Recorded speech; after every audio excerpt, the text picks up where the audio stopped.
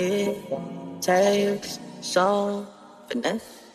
I seen you finesse. Hi, and welcome back to my Trustful Life. So today we are going to do some work on our $400 Amazon e-bike. Now, you might ask me, well, you just got it. What do you have to do to fix it? So what I had noticed since we had it so far is the brakes are on the wrong lever. Now, what I mean by that is the front brake is on the right side and where the back brake should be, and the back brake is on the left side where the front brake should be. And a few friends of mine already tried to ride it, and one almost crashed it because of where the brakes are, and the other one did crash it. If you can see here, there's a little road rash right here, and on the ends of the levers there are road rashes as well. So what we're gonna do is we're gonna swap the cables at the handlebar, and I'm gonna be showing you how to correct that. Swap the brakes, put them on the right levers by just using a couple of vice grip, those vice grips, and a Allen wrench. You don't have to have an Allen wrench like this one, but this is the one I use all the time. So if you have any other Allen wrenches that would work, and make sure that your Allen wrenches are millimeters and not a standard size. So with that said, let me get you in here, get you kind of closer so you can see how exactly I use my vice grips to loosen up the brake cables to get some slack, so we can take the other end of the cables off each lever and then swap them out. So now I got you more closer to the bike, I want to show you what I'm gonna do to how I correct the brakes on this bike. Now, like I said, as we are looking at the bike now, the back brake is hooked up to the left brake lever right now, and the front brake is hooked up to the right brake lever right now. So here's what I'm going to do to get slack in the cable to help me up on the handlebars to reverse the brake cables up on the handlebars. So first, we are going to take my Nino nose vice grips and clamp them down on our cable here.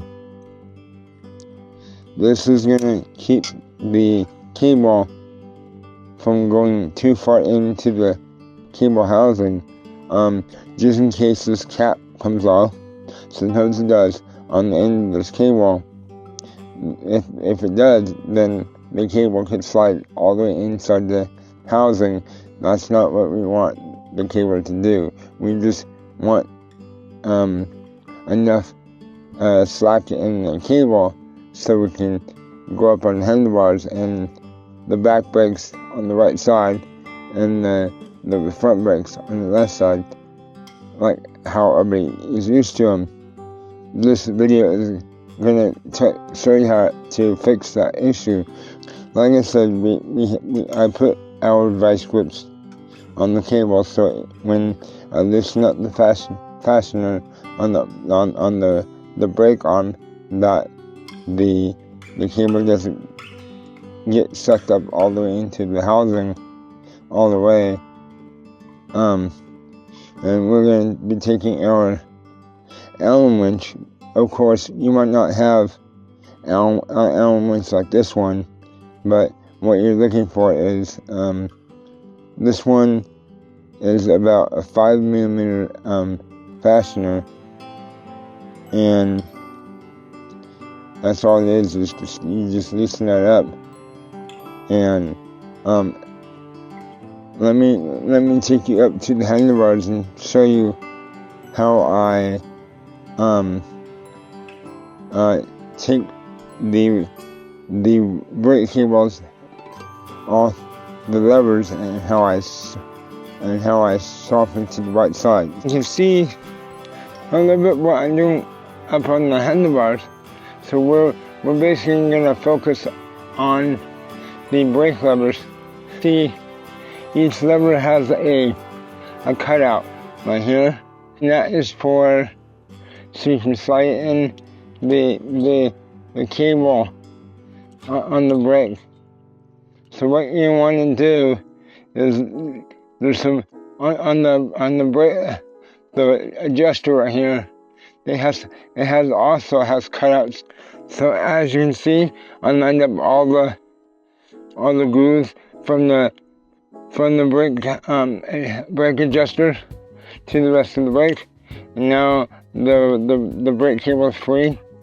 On here, on the lever, we are going to disconnect it.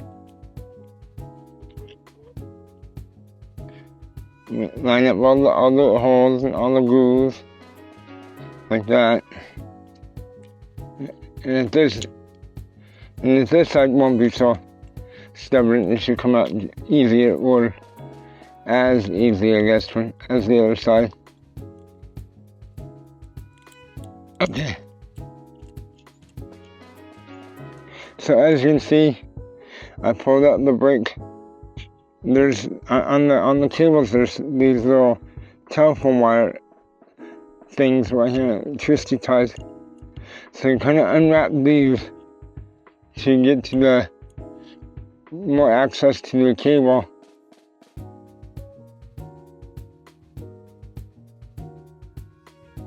You're going to be reusing these anyway to keep your wires and cable housing in order, like that. That will give you more slack anyway.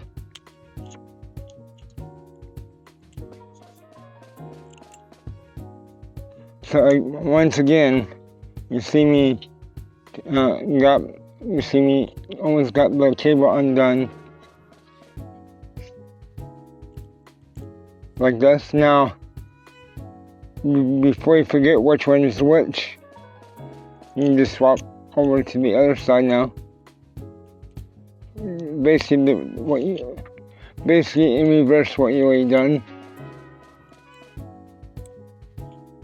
Kind of like that.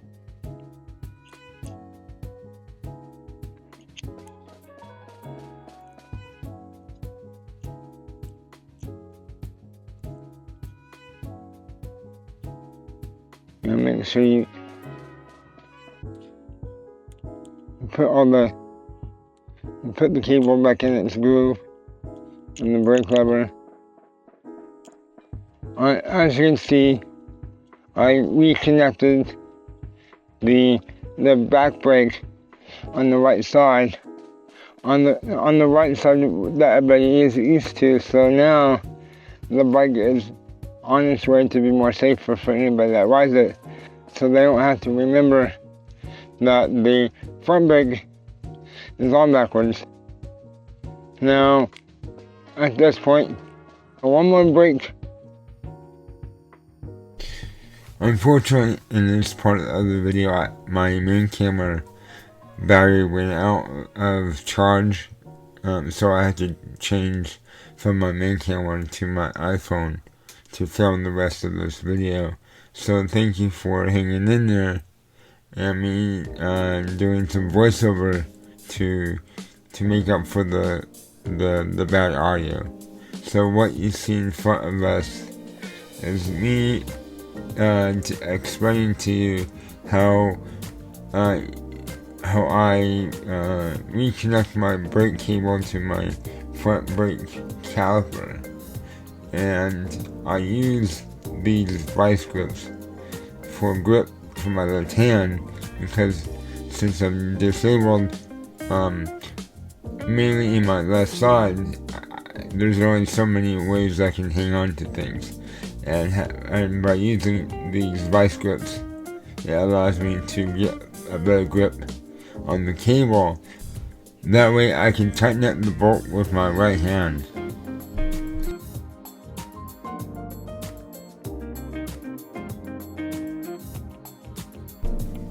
As you're reconnecting your cable to your brake caliper, you generally don't want to over tighten up the brake fastener, because most fasteners or bolts on your bicycle have a torque spec. I believe that the torque spec on a brake fastener is about 6 Newton meters of torque. So you don't want to over torque your fasteners, because you're gonna strip your bolts or strip your threads. You really don't want to do that, because you might have to replace that part.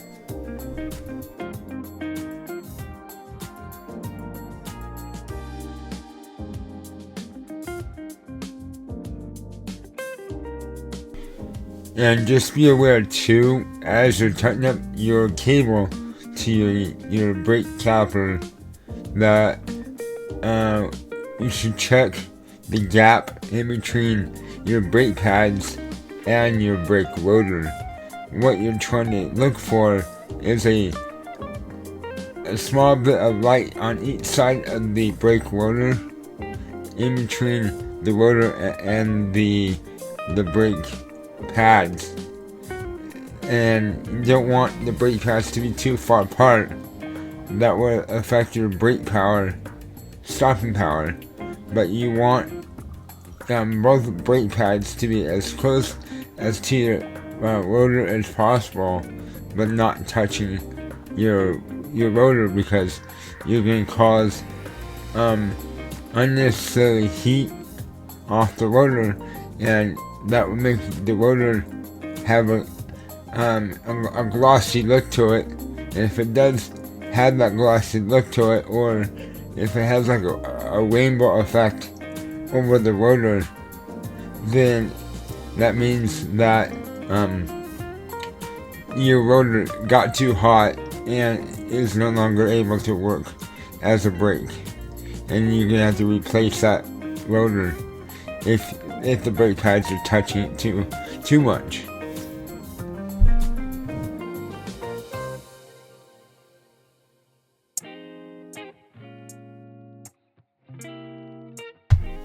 And as you can see here, in a few seconds, I'm going to be turning the wheel of the bike, so I'm checking that gap in between the brake rotor and the brake pads, and that's what I'm trying to explain to you now.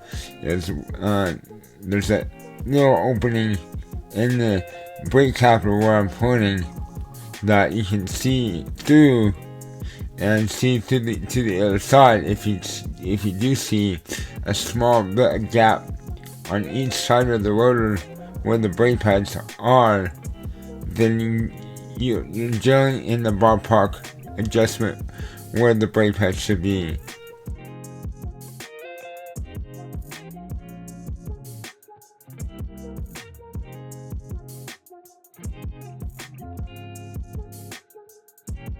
So if by chance that you do need to adjust your brake pad, first of all, let's focus on the brake pad on the outer part of the caliper, the part that you see the lever moving now. The adjustment for that brake pad is the belt adjustment either at the caliper or at the brake lever itself.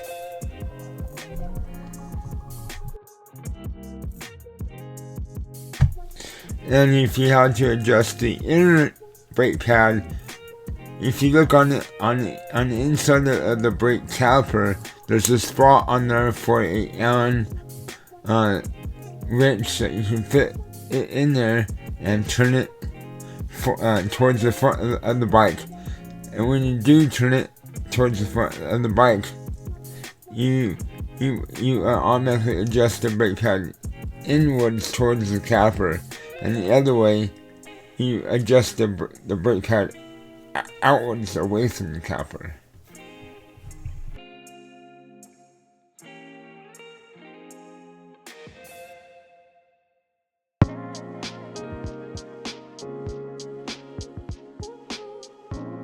Now keep in mind when you're doing brake adjustments on your front brake that you don't want your brake to be able to lock up the brakes fast. You kind of want some squishiness to your brake lever when you activate the brakes, so you don't cause the brake to right away lock up the brakes. You kind of want the brake to have some type of squishiness to it, so you're able to activate the back brake before the front brake gets too far into the braking process. Adjusting the back brake is a pretty similar situation. You generally do the same process as you did in the front to the back, but you can have a better activation at the lever with the back brake. Keep in mind that the front brake has to deal with about 70% of the braking power of the bike or the vehicle. The back brake takes care of the rest, but do remember the front brake generally takes up most of the stopping power. As you see me about to lean the bike over on its kickstand, I'm going to be leaning over, I'm going to be putting all the weight on the kickstand, so I'm able to spin the tire to make sure that the brake pads aren't rubbing on the brake rotor too much, and it just so happens that they're not. Like I said, what you're looking for is a slight gap in between the brake rotor and the pads. With that said, I hope you enjoyed this video. Comment down below, press all the buttons if you have any questions, let me know. And until next time, bye for now.